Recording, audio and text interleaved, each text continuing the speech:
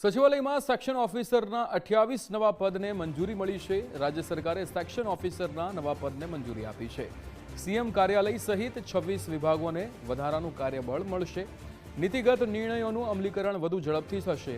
સરકારી ફાઇલોના નિકાલમાં પણ વધુ ગતિ પકડાશે। લોકોના સરકારી કામો ઓછા સમયમાં પૂર્ણ થઈ શકશે।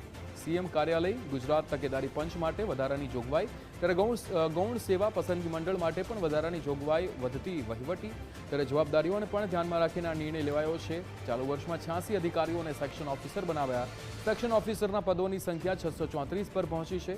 નવા પદોથી સચિવાલયની કામગીરી વધુ કાર્યક્ષમ બનશે।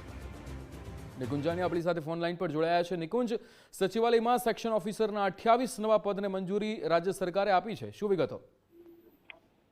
જી, સચિવાલય કેડરની અંદર અત્યાર સુધી 606 સેક્શન ઓફિસર જે છે તેના પદો હતા, પરંતુ તેમાં હવે નવા 28 જેટલા સેક્શન ઓફિસરો છે તેના પદોને મંજૂરી આપવામાં આવી છે અને હવે 634 જેટલા સેક્શન ઓફિસરો સચિવાલય કેડરની અંદર સમાવેશ થશે।